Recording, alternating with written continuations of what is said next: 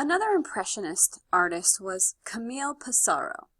He was alive from 1830 to 1903.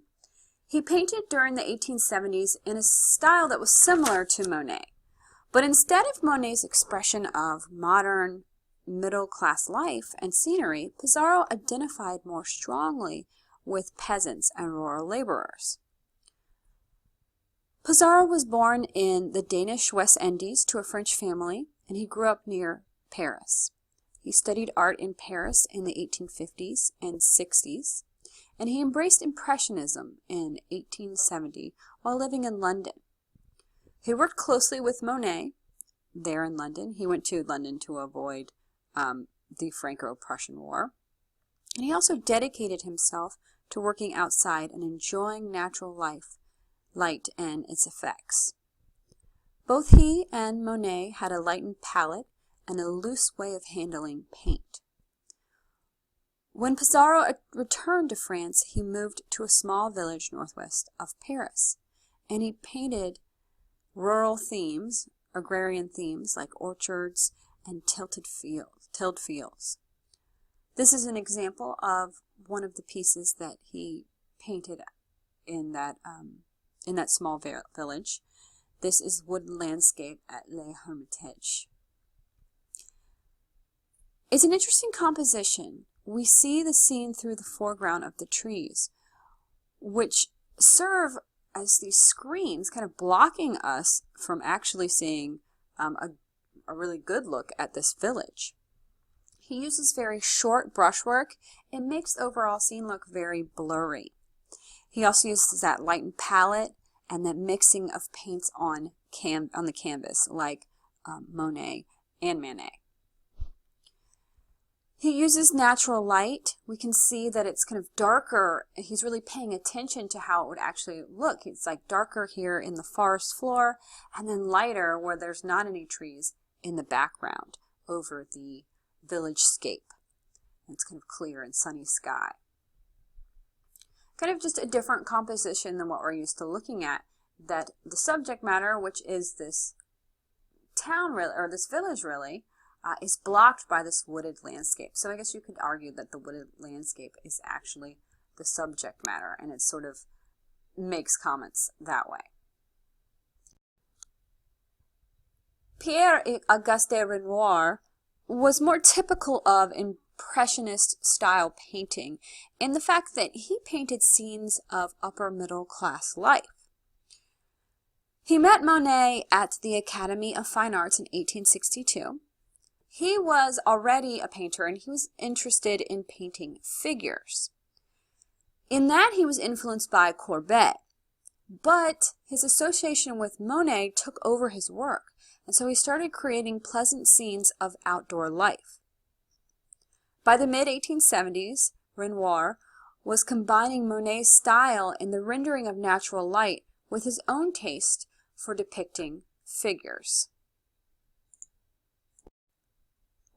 This is an example of one of these types of paintings. This is Moulin de la Galette from 1876. It is a great example of this combination of Monet's style and Renoir's figures. The name means the pancake mill. In Paris, there was an old-fashioned Sunday afternoon dance hall, and in good weather, it was opened, and they used this open courtyard. This depicts the working class as these glamorous figures. Renoir uses his friends and his friends for models in this scene.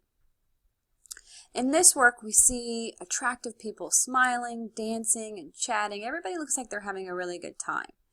We see an environment of fun, flirtation, and casualness, a very informality of this scene. The composition is tied together through this overall mood of the scene. And then sunlight, I love how he uses light here. Look how sunlight is coming through the trees. You can see the shadows of the trees and then how the sunlight is coming through the trees and kind of making the whole scene sort of glimmer. Renoir uses soft brushwork, weaving in blues and purples. It's an image of carefree age of innocence. Renoir believed that art should be pleasant, joyful, and beautiful. And he thought, there's enough unpleasant things in the world that art should be created to be these beautiful things, to be enjoyable, entertainment, and to express beauty. You can see that the focus are these figures, very much defined, not as loosely created as Monet's work, but still very much in that loose brushwork style. Here's another example of Renoir's work, The Bathers from 1875. The bathers are a very popular theme in art. And here's another one. It's a little bit more typical of Renoir in the brushwork, not quite as loose as the bathers.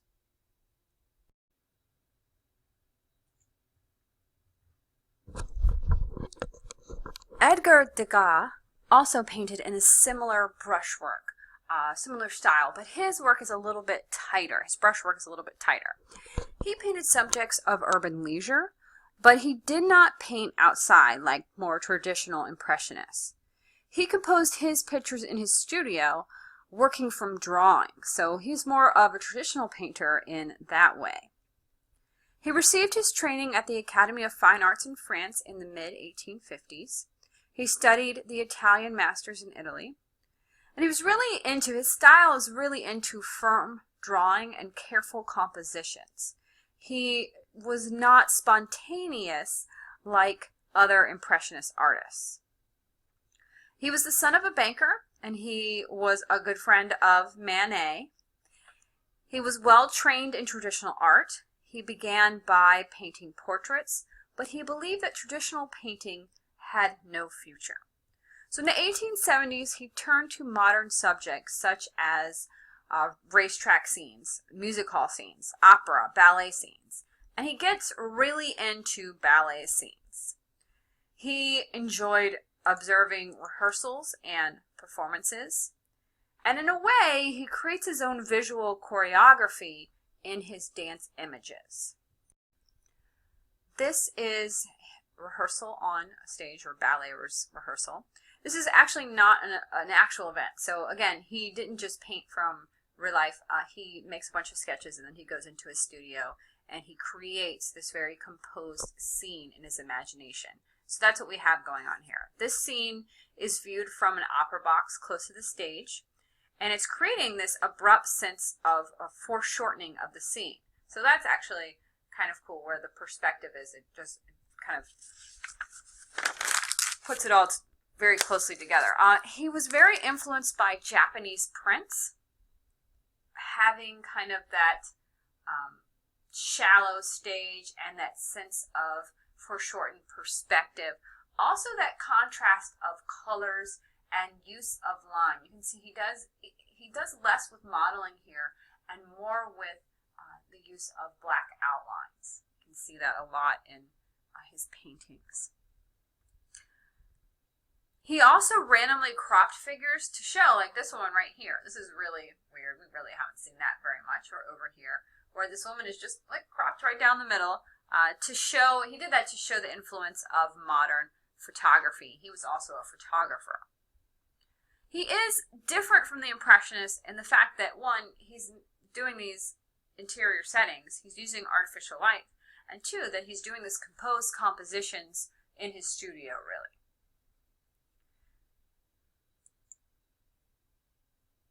Here's another one of his pieces.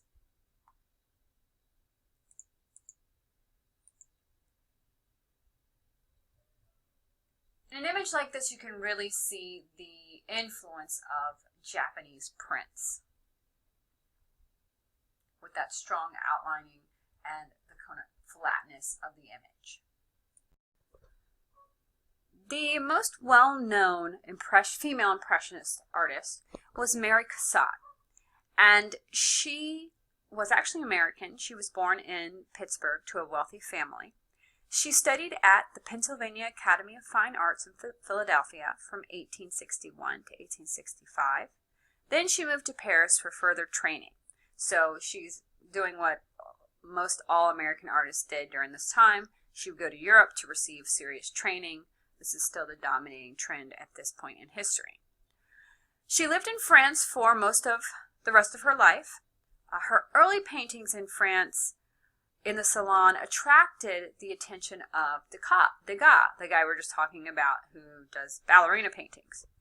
He invited her to exhibit in the 4th Impressionist exhibition in 1879.